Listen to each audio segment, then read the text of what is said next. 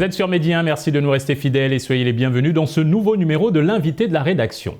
Aujourd'hui, les formations dans les métiers du digital sont cruciales pour les professionnels qui souhaitent rester compétitifs et développer leur carrière. Elles leur permettent de se développer dans de nouvelles compétences et de se démarquer sur le marché du travail et de suivre l'évolution des technologies et des pratiques du digital. Et pour faire un tour d'horizon des principaux avantages qu'offrent ces formations et dresser un état des lieux de l'évolution de l'écosystème digital au Sénégal, nous sommes avec Basile Niane, entrepreneur web et directeur général de Social Netlink. Monsieur Niane, c'est un plaisir de vous recevoir sur ce plateau. Un plaisir partagé, Alexis.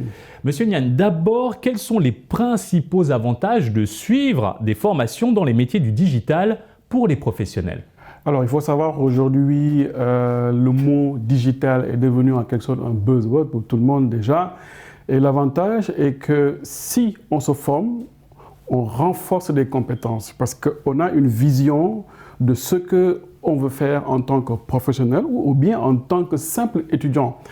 Dans la mesure où déjà ça accélère le contenu pour la formation, on n'est plus en face, par exemple, d'un professeur, on se déplace plus, mais avec les outils qu'on a, ça renforce en quelque sorte la rapidité de la connaissance. Et je pense que c'est assez important pour un entrepreneur, pour un professionnel de se former, parce que au niveau du marché global, que ce soit au marché du Sénégal en Afrique, tout le monde a tendance à aller vers le digital pour trouver d'autres opportunités, mais surtout pour ajouter ou bien augmenter, renforcer leurs connaissances dans ce domaine qui prend de l'ampleur au niveau de l'écosystème. Selon vous, quel type de formation dans le secteur digital sont les plus utiles en ce moment? Alors, utile, ça c'est assez large, c'est comme choisir un poisson dans la mer.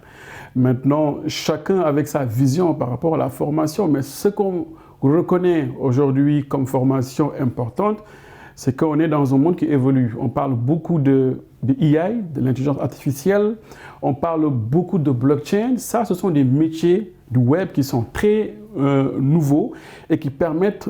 Pourquoi je le dis? Parce qu'on est dans un continent comme l'Afrique qui a besoin de ce genre de formation. Maintenant, au niveau global, il y a ce qu'on appelle des formations simples, c'est-à-dire se former à l'outil web, ce que les gens négligent, mais qui est important pour un écosystème comme le Sénégal, le développeur, c'est-à-dire la création d'applications et autres, mais ça peut être le simple métier de community manager, de project manager, des jeunes qui ont envie de tester le marché parce que la demande est là et qui vont chercher ce genre de formation. Donc en général, c'est trois catégories, il y a un niveau élevé, un niveau moyen et un niveau simple, où tout le monde a les moyens de pouvoir se former facilement. Et quelle est l'importance de suivre des formations continues dans ce domaine? Alors, aujourd'hui, c'est important de faire une formation continue, mais ça dépend de votre niveau et de votre qualification. Sachant qu'on ne peut pas... Il y a beaucoup de gens qui préfèrent des formations qualifiantes à courte durée, où on a une expérience, je ne dirais même pas une formation, mais c'est des renforcements de capacités dans un domaine. On peut faire une formation pour 3 à 4 mois, mais une formation continue, ça renforce la connaissance si on vient de démarrer, ou bien si on veut approfondir en quelque sorte le domaine dans lequel on évolue. Donc ça dépend, mais je pense qu'il est important aujourd'hui de choisir selon en fait le niveau de la personne pour pouvoir se former au niveau du digital. Mais ce n'est pas uniquement une formation continue. Hein.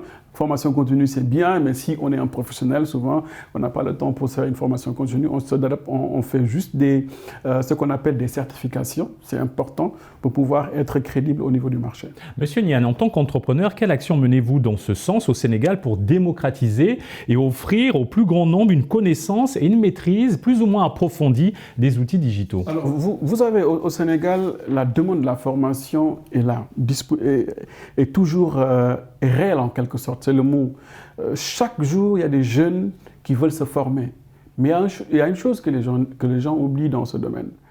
Les jeunes veulent se former, mais ils n'ont pas les moyens.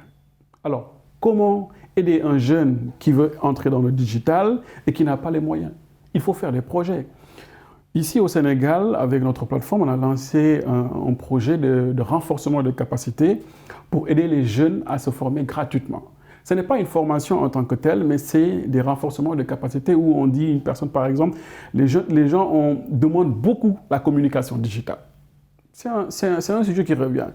On vous prend, on vous forme facilement et on vous accompagne. L'idée, c'est de vous aider à vous former, à vous accompagner dans le domaine de votre insertion.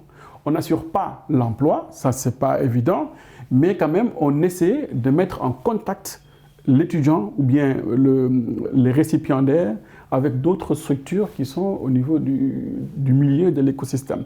Et aujourd'hui, pour vous dire en quelques mots le nombre de personnes inscrites au niveau de notre plateforme, on pensait former 100, on est à 2500. La demande est forte. La demande est forte. Donc ça veut dire que c'est pas uniquement, pour régler cette demande, ce n'est pas uniquement des projets que nous faisons, mais ça doit être partagé entre les entrepreneurs qui ont des initiatives pour aider les jeunes, les étudiants et autres, et l'État qui doit faire également un travail dans ce sens-là pour gérer cette masse de jeunes qui a envie vraiment de se former dans le digital. En tant qu'acteur de la scène digitale au Sénégal, quelle lecture faites-vous des initiatives du gouvernement sénégalais pour soutenir et développer le secteur digital et surtout accompagner les entrepreneurs ?